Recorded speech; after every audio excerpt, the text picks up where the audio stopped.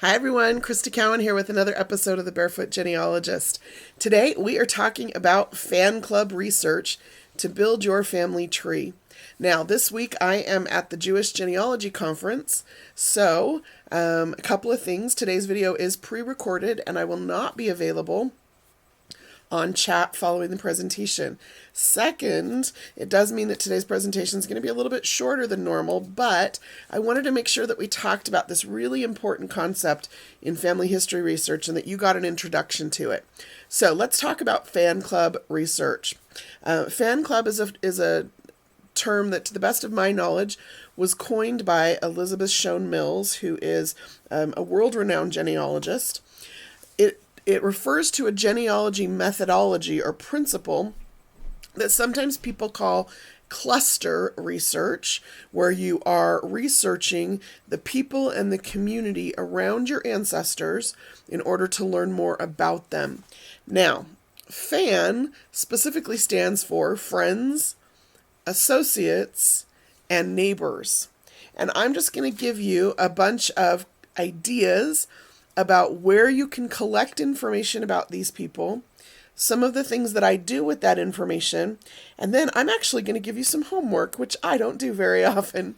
I'm actually going to give you a couple of case studies where you can read how two expert genealogists, one Elizabeth Shown Mills herself, and the other, the legal genealogist Judy Russell, have applied this principle and walk you step by step through how they applied the principle of fan club research to solve a specific research problem for themselves.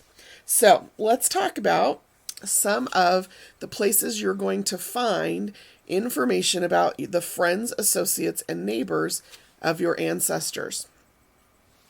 One of the things that I always do, just talking about a basic genealogy record, is pay attention to who's living around the families I'm researching on the census. Very often I will just open up a spreadsheet, list the name of the census at the top or the year of the census at the top, and then just list the family names, the head of household names of the families that are living on the page before, the page they're on, and the page after.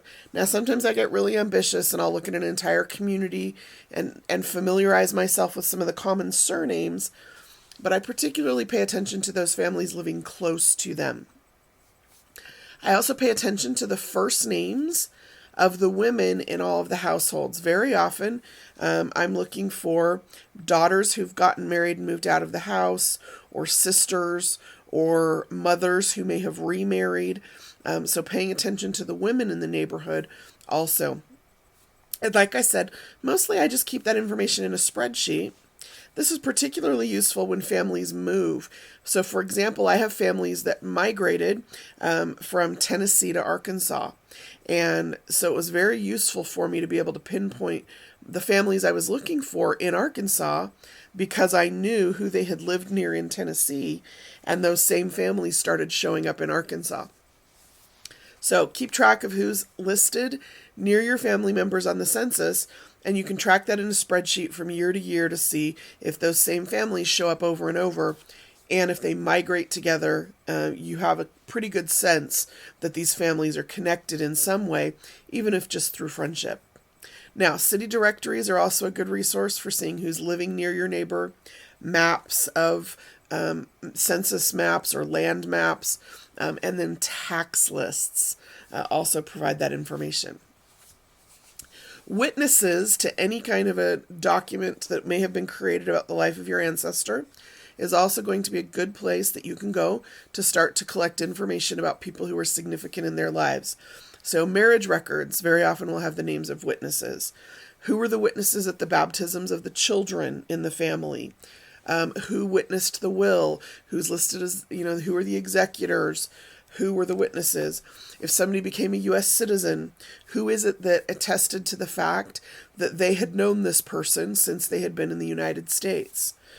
All of that, then, again, you're collecting these names. I keep them in spreadsheets so that I can start to see patterns. How often do these people show up in their life? Who are these people? Can I research more about them? Who did your ancestors worship with? So very often you can find church meeting minutes or histories of the town or county. So when the church was built or formed, who were the founding members? Who were the officers in that particular church? How was the clergy handled? Who paid for different things? All of those are things that you can start to collect from church histories or town and local histories. Who did they attend school with? Now, in more modern times, that's a little bit easier. We have yearbooks and school records, but you might be surprised at what you can discover even in the 1800s about who was attending school. Who did the school teachers live with? So then you look through the community to determine who the school teachers were. Pay attention to the community on a census record to see who was attending school versus who was not attending school. If you know what your ancestor did as an occupation, who did the same kind of work in that community? Agricultural communities tended to band together. People worked together to harvest their fields, to build barns, to, lots of that kind of similar work was done together. Maybe there was only one blacksmith in town, but were there two? Was there more than one doctor?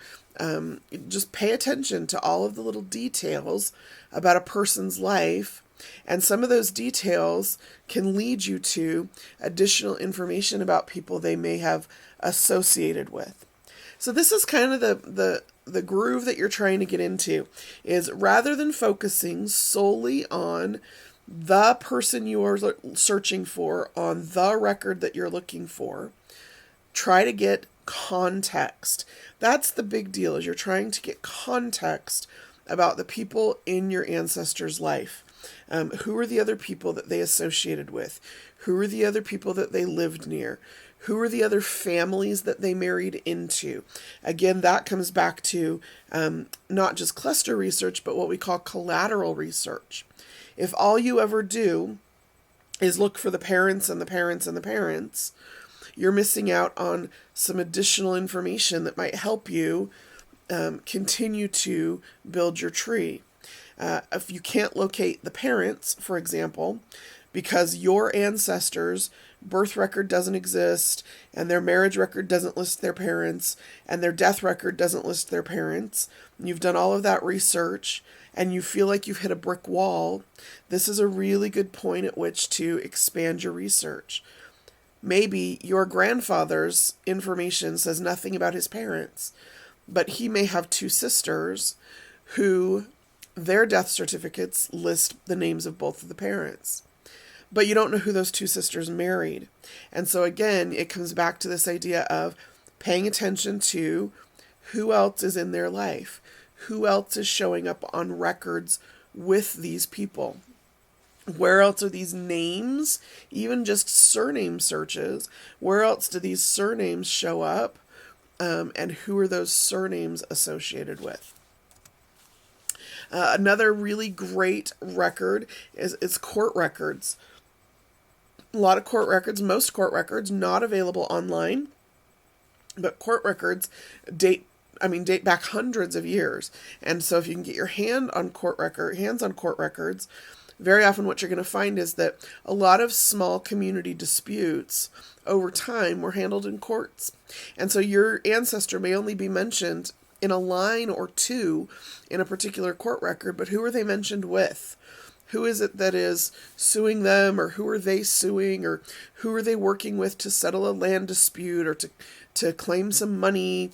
Lots of different reasons why people show up in court records. Who are people buying and selling land from and to? Right? So somebody purchases land from somebody sells land to somebody, and you may think that those things are completely unrelated and serve no purpose, but what if the person they purchased the land from was their father-in-law? And what if the person they sold their land to was their son-in-law? 3 completely different surnames, and you could look over it very easily, but pay attention to land transactions, pay attention to court records, pay attention to financial transactions. All of that information serves to help you build a a perspective or a view of the person's life, but it also could provide the very clue that you need in order to build a case that this is indeed the right person, that these are indeed their parents. It could help you pinpoint the exact information that you need, or create a picture of the information that you need to determine that you've identified the right person and that you're indeed climbing your own family tree. So that's the concept. And like I said, this is just going to be a brief introduction to the concept of fan club research or cluster research. I'm now going to give you some homework. And then in a month or two, we'll do a follow-up, and I'll do an online case study with you where I walk you through exactly how I've done some of this in my own research.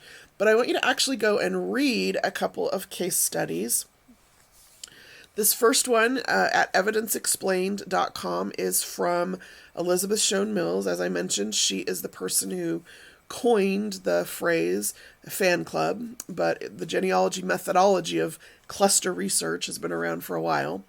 But she walks through a really specific case study of trying to identify an individual and how this fan principle worked for her. And so you're going to find it at the URL listed there on your screen. I'm also going to, I'll see if I can get these to Amy so that she can send you the links in chat if you're watching this live. And if you're watching this on YouTube, just below the video in the description section, I'll place these links so that you can access them from there as well. So the first one is Elizabeth Shown Mills. It's a quick lesson, so it's her write-up of a case study of how she's used the fan principle to solve an identity problem. The second URL there on your screen is from Judy Russell. She's known as the Legal Genealogist. Her website is legalgenealogist.com. And a couple of years ago, she did a case study, wrote it up on her website about the immigrant Abraham Schechter. And really excellent, again, an excellent case study about how this fan club principle was applied to specifically solve a research problem. So go and read those. Hopefully, if you're watching this on YouTube, you can comment and we can maybe have a conversation in the YouTube comments here about these two case studies and what you've learned from them.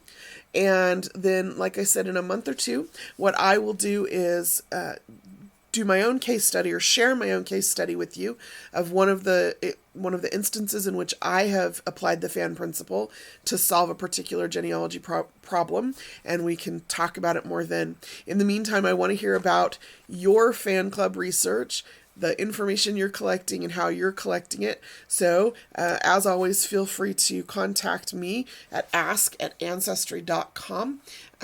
I will go through and read those suggestions, and maybe one of your suggestions for how you use fan club research will be featured in a future video. That is all I have for you today. I told you it was going to be short and sweet. If you missed the beginning of our presentation, I am attending the Jewish Genealogy Conference this week. So today's video is pre-recorded. I will not be on chat following the presentation, but feel free to chat with each other if you're watching this live. And of course, leave comments if you're watching a copy or the archived version of this on our YouTube channel. Until next time, this is Crista Cowan. Have fun climbing your family tree.